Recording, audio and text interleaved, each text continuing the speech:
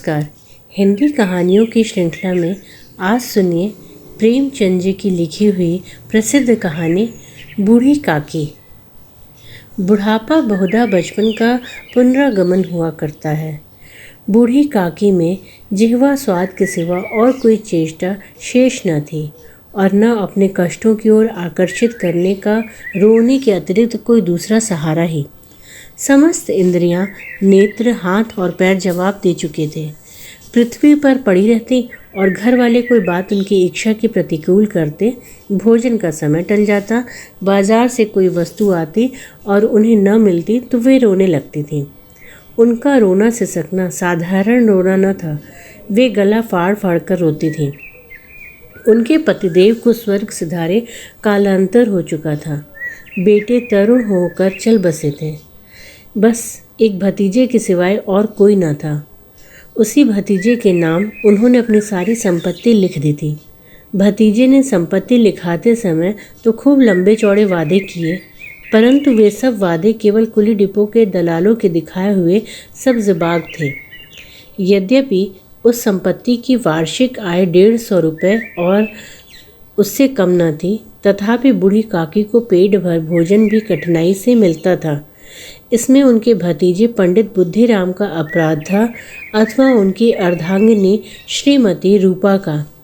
इसका निर्णय करना सहज नहीं। लड़कों को बुढ़ों से स्वाभाविक विद्वेष होता ही है, और फिर जब माता पिता का यह रंग देखते हो तो बूढ़ी काकी को और भी सताया करते। कोई चुटकी काट कर भागता, कोई उन पर पानी की कुल्ली कर देता। काकी चीख मार कर रोती, परंतु यह बात प्रसिद्ध थी कि वह केवल खाने के लिए रोती हैं, अतएव उनके संताप और आर्तनाद पर कोई ध्यान नहीं देता था। संपूर्ण परिवार में यदि काकी से किसी को अनुराग था तो वह बुद्धिराम की छोटी लड़की लाडली थी। रात का समय था। बुद्धिराम के द्वार पर शहनाई बज रही थी और गाँव के बच्चों का झुंड विस्मयपूर्ण नेत्रों से गाने का रसास्वादन कर रहा था। आज बुद्धिराम के बड़े लड़के मुखराम का तिलक आया है। यह उसी का उत्सव है। घर के भीतर स्त्रियां गा रही थीं और रूपा मेहमानों के लिए भोजन प्रबंध में व्यस्त थी। भट्टियों पर कड़ाह चढ़े थे। एक में पूड़ियाँ कचौड़ियाँ निकल रही थीं तो दूसरे में अन्य पकवान बन रहे थे।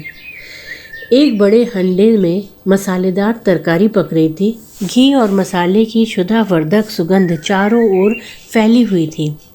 बूढ़ी काकी अपनी कोठरी में शोक में विचारक की भांति बैठी हुई थी। यह स्वाद मिश्रित सुगंध उन्हें बेचैन कर रही थी। आह, कैसी सुगंध है! अब मुझे कौन पूछता है? जब रोटियों के लाले पड़े हैं तब ऐसे भाग्य कहाँ कि भरपेट पूड़ियाँ मिलें। यह विचार कर उन्हें रोना आया। कलेजे में हूक सी उठने लगी, परंतु रूपा के भय से उन्होंने फिर मौन धारण कर लिया। बूढ़ी काकी देर तक इन्हीं दुखदायक विचारों में डूबी रही। घी और मसालों की सुगंध रह रहकर मन को आपे से बाहर किए देती थी। मुंह में पानी भर भर आता था। पूड़ियों का स्मरण करके हृदय में गुदगुदी होने लगी थी। बूढ़ी काकी की कल्पना में पूड़ियों की तस्वीर नाचने लगी। खूब लाल लाल, फूली फूली, नरम नरम होंगी। कचौड़ियों में अजवाइन और इलायची की महक आ रही होगी। एक पूड़ी मिलती तो ज़रा हाथ में लेकर देखती। क्यों न चलकर कड़ाह के सामने ही बैठूं। पूड़ियाँ छन छन कर तैरती होंगी। कड़ाह से गरम गरम निकाल कर थाल में रखी जाती होंगी। फूल हम घर में भी ही सूंघ सकते हैं, परंतु वाटिका में कुछ और बात होती है। इस प्रकार निर्णय करके बूढ़ी काकी उकड़ू बैठकर हाथ के बल सरकती हुई बड़ी कठिनाई से चौखट से उतरी और धीरे धीरे रेंगती हुई कड़ाह के पास आ बैठी। यहाँ आने पर उन्हें उतना ही धैर्य हुआ जितना भूखे कुत्ते को खाने के सम्मुख बैठने में होता है। रूपा उस समय कार्यभार से उद्विग्न हो रही थी। बेचारी अकेली स्त्री दौड़ते दौड़ते व्याकुल हो रही थी, झुंझलाती थी, कुढ़ती थी, परंतु क्रोध प्रकट करने का अवसर न पाती थी। इस अवस्था में उसने बूढ़ी काकी को कड़ाह के पास बैठा देखा तो जल गई। क्रोध रुक न सका। जिस प्रकार मेढक केंचुए पर झपटता है, उसी प्रकार वे बूढ़ी काकी पर झपटी और उन्हें दोनों हाथों से झपट कर बोली, ऐसे पेट में आग लगे, पेट है या कुआं? कोठरी में बैठते हुए क्या दम घुटता था? अभी मेहमानों ने नहीं खाया, भगवान को भोग नहीं लगा, तब तक धैर्य न हो सका। बूढ़ी काकी ने सिर न उठाया, न रोई न बोली, चुपचाप रेंगती हुई अपनी कोठरी में चली गई। वह अपनी कोठरी में जाकर पश्चाताप कर रही थी कि मैं कहाँ से कहाँ गई। उन्हें रूपा पर क्रोध नहीं था, अपनी जल्दबाजी पर दुख था। सच ही तो है, जब तक मेहमान लोग भोजन न कर चुकेंगे, घर वाले कैसे खाएंगे? मुझसे इतनी देर नहीं रहा क्या? सबके सामने पानी उतर गया। जब तक कोई बुलाने न आएगा न जाऊंगी। मन ही मन इस प्रकार विचार कर बुलावे की प्रतीक्षा करने लगी। वह मन बहलाने के लिए लेट गई। धीरे धीरे एक गीत गुनगुनाते हुए मालूम हुआ कि उन्हें गाते देर हो गई। क्या इतनी देर तक लोग भोजन ही कर रहे होंगे? किसी की आवाज़ नहीं सुनाई देती। अवश्य ही लोग खा पी कर चले गए। मुझे कोई बुलाने नहीं आया। रूपा चिढ़ गई। क्या जाने, न बुलाए, सोचती होगी कि आप ही आवेंगे। वह कोई मेहमान तो है नहीं जो उन्हें बुलाऊं।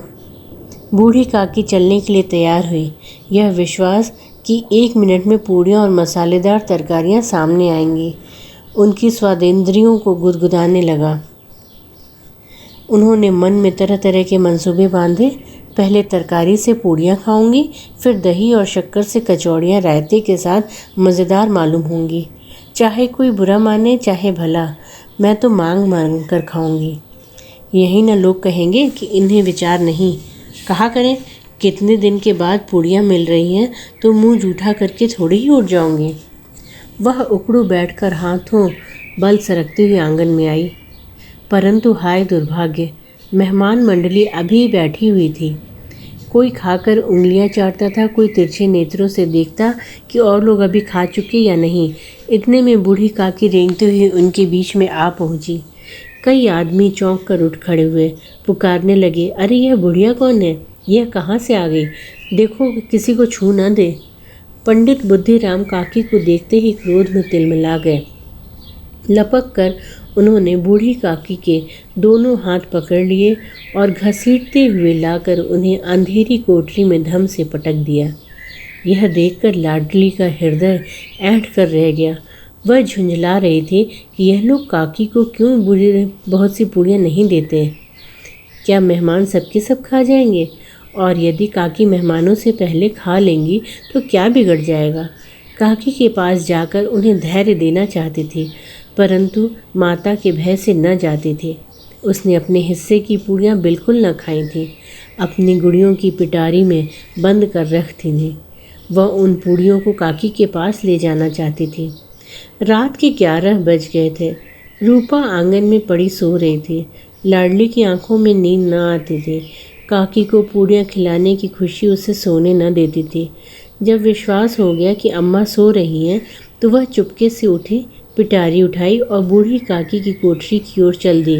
आवाज़ लगाई, काकी उठो, मैं पूड़ियाँ लाई हूँ। काकी ने लाडली की बोली पहचानी, झटपट उठ बैठी। दोनों हाथों से लाडली को टटोला और गोद में बिठा लिया। लाडली ने पूड़ियाँ निकाल कर दी। काकी ने पूछा, क्या तुम्हारी अम्मा ने दी हैं? लाडली ने कहा, नहीं, यह मेरे हिस्से की है। काकी पूड़ियों पर टूट पड़ी। 5 मिनट में पिटारी खाली हो गई। लाडली ने पूछा, काकी पेट भर गया?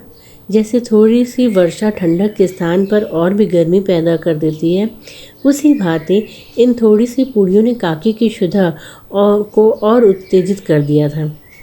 बोली, नहीं बेटा, जाकर अम्मा से मांग लो। लाडली ने कहा, अम्मा सोती हैं, जगाऊंगी तो मारेंगी। काकी ने पिटारी को फिर टटोला। उसमें कुछ खुरचन गिरे थे, उन्हें निकाल कर वे खा गई। बार बार होठ चाटती थी, चटकारे भरती थी। हृदय महसूस रहा था कि और पूड़ियाँ कैसे पाऊँ। काकी का अधीर मन इच्छा के प्रबल प्रवाह में बह गया। उचित और अनुचित का विचार जाता रहा। वे कुछ देर तक उस इच्छा को रोकती रहीं। सहसा लाडली से बोली, मेरा हाथ पकड़कर वहाँ ले चलो जहाँ मेहमानों ने बैठकर भोजन किया है। लाडली उनका अभिप्राय समझ न सकी। उसने काकी का हाथ पकड़ा और ले जाकर झूठे पत्तलों के पास बैठा दिया। दीन, शुद्धातुर, हद ज्ञान बुढ़िया पत्तलों से पूड़ियों के टुकड़े चुन चुनकर भक्षण करने लगी। दही कितना स्वादिष्ट था, कचौड़ियाँ कितनी सलोनी, खस्ता कितना सुकोमल। काकी बुद्धिहीन होते हुए इतना जानते थे कि मैं वह काम कर रही हूँ जो मुझे कदापि न करना चाहिए। मैं दूसरों की जूठी पत्तल चाट रही हूँ, परंतु बुढ़ापा तृष्णा रोग का अंतिम समय है, जब संपूर्ण इच्छाएं एक ही केंद्र पर आ जाती हैं। बूढ़ी काकी में यह केंद्र उनकी स्वादेंद्रिय थी। ठीक उसी समय रूपा की आंखें खुली। उसे मालूम हुआ लाडली मेरे पास नहीं है। वह चौंकी, चारपाई के इधर उधर ताकने लगी कि कहीं नीचे तो नहीं गिर गई। उसे वहां न पाकर उठ बैठी तो क्या देखती है कि लाडली जूठे पत्तलों के पास चुपचाप खड़ी है और बूढ़ी काकी पत्तलों पर से पूड़ियों के टुकड़े उठा उठा कर खा रही है। रूपा का हृदय सन्न हो गया। यह दृश्य था जिसे देखकर देखने वालों के हृदय कांप उठते हैं। ऐसा प्रतीत होता था मानो जमीन रुक गई है, आसमान चक्कर खा रहा है, संसार पर कोई नई विपत्ति आने वाली है। रूपा को क्रोध न आया, करुणा और भय से उसकी आंखें भर आईं। इस अधर्म के पाप का भागी कौन है? उसने सच्चे हृदय से गगन मंडल की ओर हाथ उठाकर कहा, परमात्मा, मेरे बच्चों पर दया करो। इस अधर्म का दंड मुझे मत दो, नहीं तो मेरा सत्यानाश हो जाएगा। वह सोचने लगी, हाय कितने निर्दयी हूँ मैं, जिसकी संपत्ति से मुझे 200 रुपये आय हो रही है, उसकी यह दुर्गति और मेरे कारण। हे दयामय भगवान, मुझसे बहुत बड़ी चूक हो गई है, मुझे क्षमा करो। रूपा ने अपने भंडार का द्वार खोला और एक थाल में संपूर्ण सामग्रियां सजा कर लिए हुई बूढ़ी काकी की ओर चली। रूपा ने कंठावरुद्ध हो स्वर में कहा, काकी उठो, भोजन कर लो। मुझसे आज बड़ी भूल हो गई। उसका बुरा न मानना, परमात्मा से प्रार्थना कर दो कि वह मेरा अपराध क्षमा कर दे। भोले भाले बच्चों की भांति जो मिठाइयाँ पाकर मार और तिरस्कार सब भूल जाता है, बूढ़ी काकी वैसे ही सब भुलाकर बैठी हुई खाना खा रही थी। उनके एक एक रोज से सच्ची सदिच्छाएं निकल रही थीं और रूपा इस स्वर्गीय दृश्य का आनंद लूटने में निमग्न थी। धन्यवाद।